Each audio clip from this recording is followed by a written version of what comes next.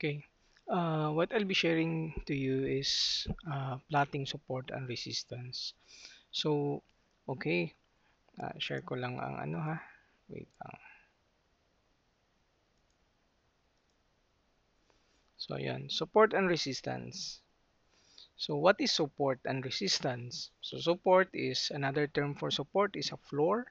It's a price level that shows heavy buying that shares that the market sentiment preventing the stock price to fall down.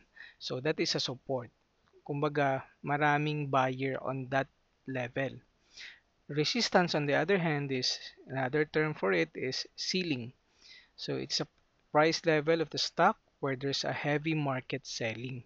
So ibig sabihin, uh, maraming nagbenta on that price level. So, okay? So this is a demo, quick demo of plotting the support and resistance. I hope this will help you in your trade. So basically, so the chart that I use is chart Nexus. So ito lang yung gagamitin natin, no? So meron na ako na plot dito.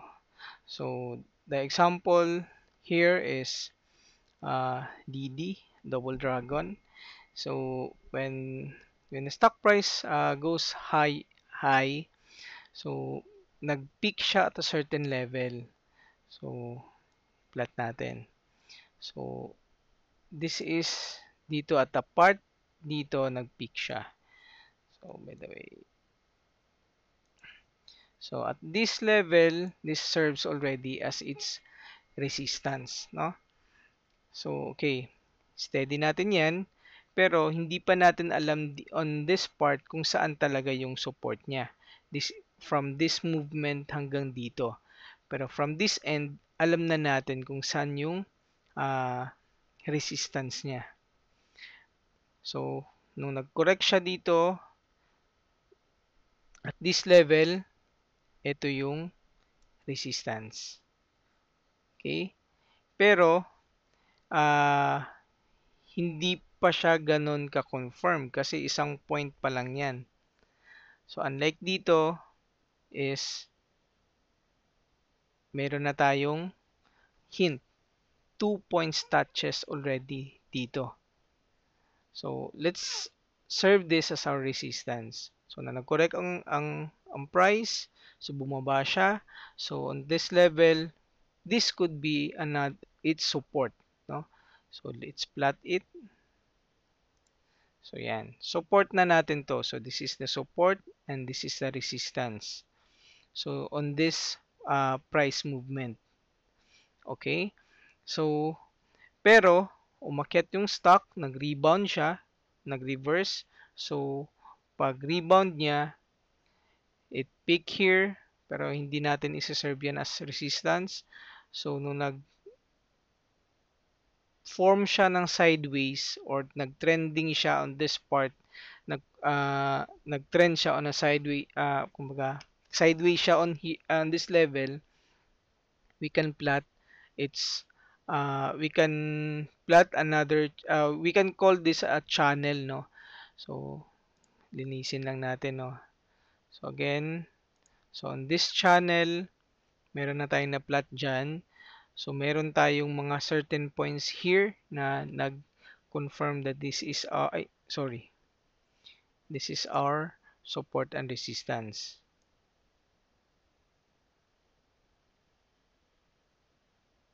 So there, akit natin yan.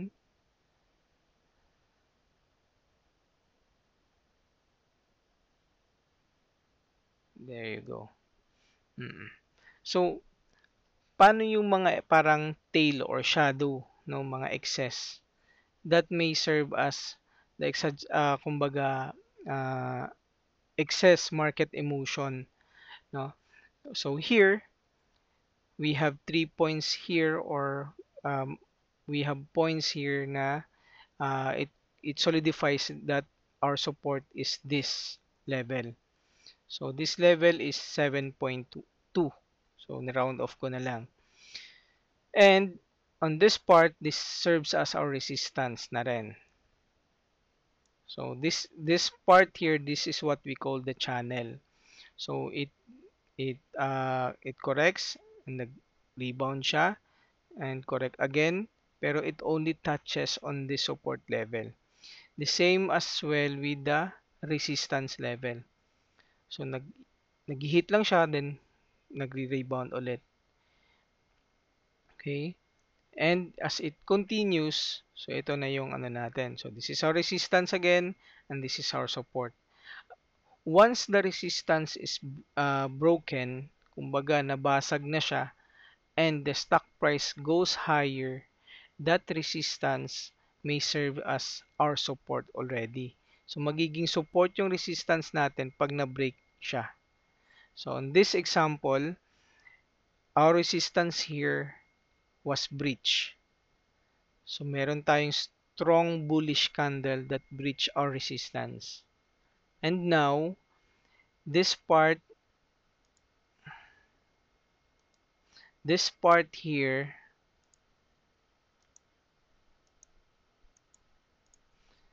ito na yung ito yung resistance natin. Habang umaakyat yan, hindi pa natin alam kung hanggang saan siya pupunta. I-break ba niya to or magre-reverse siya ulit? Babalik siya.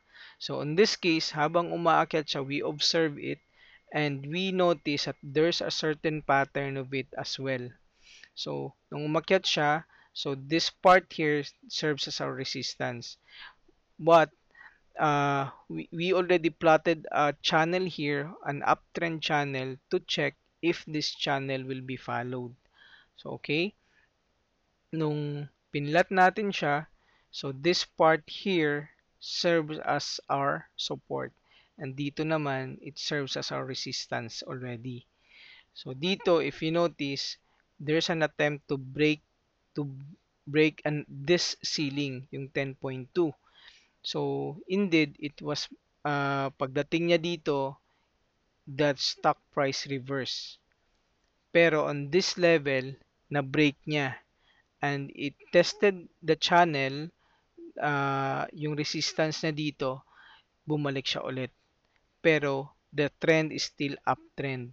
So what about here? Etong part na yan, excess lang yan ng market emotion. Pero if you look at this candle, there's a bullish movement here. So maraming pumosisyon, though the stock price goes lower, pero the buyers, bumalik yung mga buyers. Kaya umakyat yung stock, and here you go, na-break na to, first signal, then na-break din niya yung 10.99 na resistance with a strong bullish candle, and binrake din niya ito, so it signals us na the bullish movement will continue.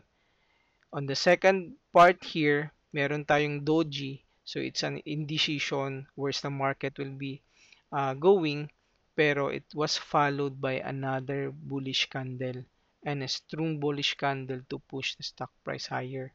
So here, meron tayong profit taking, pero bullish pa rin yung sentiment ng market. So at this part, nag-bullish siya, pero sa 13.98, pero it was not sustained. Ang watch out lang dito, yun, it was not sustained. So this is our new resistance. So on that level, yan yung bago nating resistance. And still, etong channel na yan, etong part na to, may serve as our support pa rin. So dito, if the stock price goes here, and meron din tayong isang ano din pala.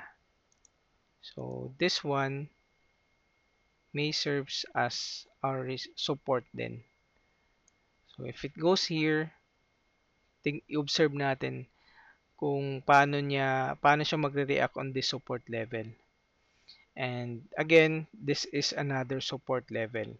Kung ma-break yan, so it means lang na baka pupunta siya, ito naman yung panibago nating support. And this may serves as a resistance again. together with this one. Okay, so again, uh, once resistance is broken and paakyat yung stock price, so yung dating resistance na yan, magiging support na yan. And once the support is broken and pababa yung stock price, that's previous support will become the new resistance. So I hope clear, and thank you for watching. So okay, until next time, bye bye.